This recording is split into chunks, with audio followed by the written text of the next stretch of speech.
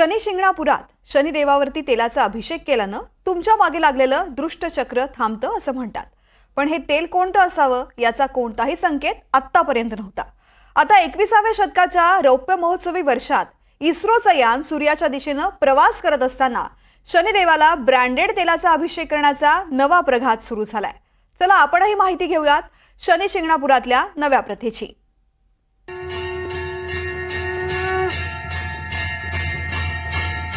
तो वक्री झाला की भल्या भल्यांचं भविष्य कोलमडतं असं म्हणतात।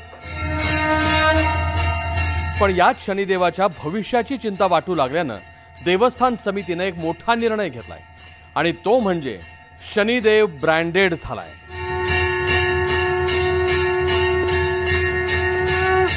आता तुम्ही म्हणाल देव ब्रँडेड झाला म्हणजे नेमकं काय झालं? तर त्याचं असं आहे की यापासून पुढे शनिदेवाला अभिषेक घालायचा असेल तर ब्रँडेड तेलाचाच घालावा लागणार। शनिदेवाच्या मूर्तीची झीज होऊ नये, भविष्यामध्ये या मूर्तीला कशाची झळा लागू नये या दृष्टिकोनातून एकत्रितपणे निर्णय घेतलेला आहे की ज्या परिसरामध्ये भाविकांना व्यावसायिकांकडून जे पूजा विधीमध्ये तेल दिलं जातं ते तेल खाद्यतेल असावं की जेणेकरून मूर्तीस हानी होणार नाही आणि भाविकांच्या या भक्तीला पुढे छेद जाऊ नये या दृष्टिकोनातून देवस्थानने एक महत्त्वाचा निर्णय घेतला आणि या निर्णयानुसार 1 मार्च 2025 पासून मंदिर परिसरामध्ये फक्त इडिबल तेल म्हणजे खाद्यतेलच स्वीकारले जाईल। आता ब्रँडेड तेलच का?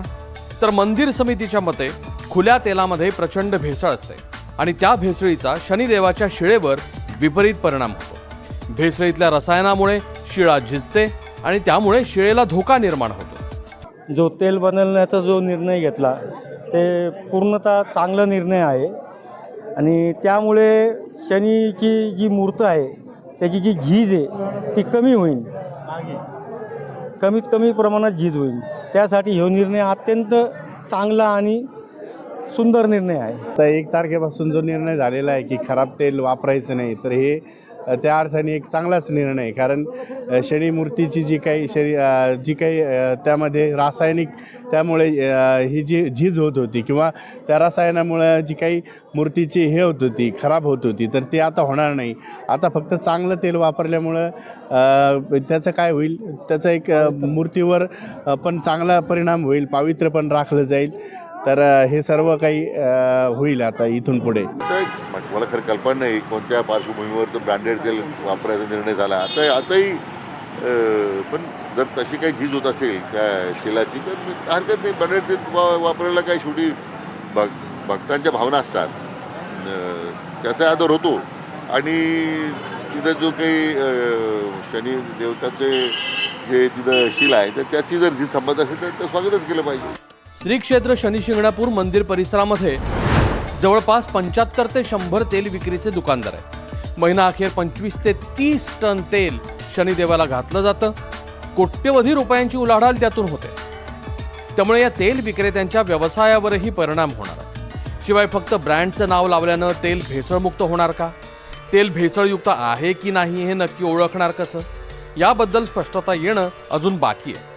पण शनिदेवाच्या मार्गातले अडथळे दूर करायचे असतील तर उपाययोजनांचा असा अभिषेक तर घालावा लागेलच ना।